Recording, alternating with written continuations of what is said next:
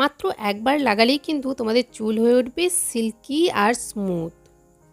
আজ আমি তোমাদের সাথে এই রকমই একটি হেয়ারের রেমেডি শেয়ার করব। দুর্গাপুজোর মাত্র আর কয়েকদিন বাকি, তো এই রেমেডিটি তোমরা বাড়িতে কিন্তু ট্রাই করতে পারো। তাহলে কিন্তু কোনো পার্লারে গিয়ে স্ট্রেটনিং, ক্যারাটিন ট্রিটমেন্ট এসব করানোর প্রয়োজন পড়বে না। সো হ্যালো বন্ধুরা, ওয়েলকাম টু মাই চ্যানেল। তোমরা দেখছো ডায়েটিশিয়ান শুক্লার হেলদি লাইফস্টাইল। তো দেখো, এখানে আমি নিয়ে নিচ্ছি ফ্ল্যাক্সিড, যেটাকে বাংলায় বলে তিসি বীজ। এটাকে রাত্রেবেলায় সোক করে রেখে দিতে হবে তোমাদেরকে। এরপরে ফ্ল্যাক্সিডের মধ্যে আমি দিয়ে দেব জল। তোমাদের চুলের লেন্থ ওয়াইজ জলটা দেবে। তারপর এটাকে 7 থেকে 10 মিনিটের মতো আমাদের বয়েল করতে হবে লো ফ্লেমে। বয়েল করতে করতেই দেখবে কিন্তু যে এর থেকে একটা জেলের মতো সাবস্টেন্স বেরিয়েছে।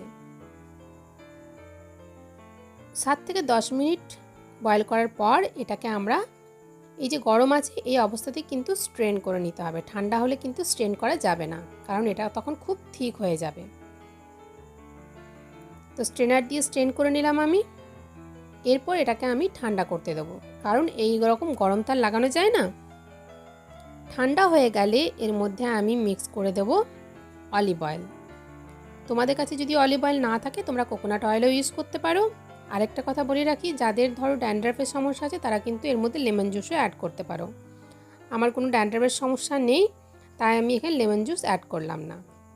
দেন এটা চুলের পুরো লেন্থে এবং স্ক্যাল্পে ভালো করে লাগাবে। এটা যদি তোমরা রেগুলার ইউজ করতে পারো তাহলে কিন্তু তোমাদের হেয়ার গ্রোথও হবে, যেটাকে বলে নিউ হেয়ার গ্রোথ।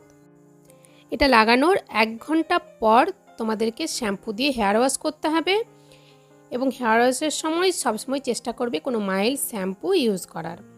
তো দেখো, আমি হেয়ার ওয়াশ করে নিয়েছি। তো তোমরা ভাবতে পারবে না যে এটা যখন একবার অ্যাপ্লিকেশনের পরই তোমাদের চুল এতটা সিল্কি আর স্মুথ হয়ে যাবে।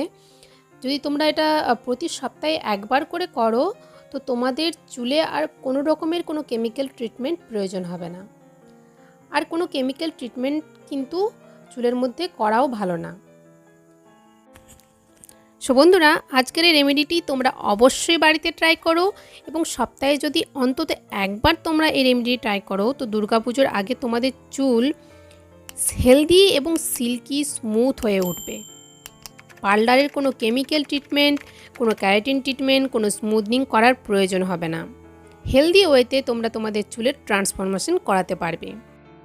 সো বন্ধুরা, ভিডিওর শেষে একটাই কথা বলবো যে আজকের এই রেমেডিটি যদি তোমাদের পছন্দ হয়ে থাকে ভিডিওটিতে অবশ্যই একটি লাইক করে দাও এবং সুন্দর একটি কমেন্ট করে দাও তোমরা কী নিয়ে নেক্সট ভিডিও পেতে চাও। আর আমার এই চ্যানেলটি অবশ্যই সাবস্ক্রাইব করে দাও এই রকমই হেলদি লাইফস্টাইল রিলেটেড ব্লগ পেতে এবং রেমেডি পেতে। তো আজকের মতো এই পর্যন্তই, দেখা হচ্ছে নেক্সট ভিডিওতে কোনো নতুন কোনো ইনফরমেশন নিয়ে। সো আজকের মতো টাটা।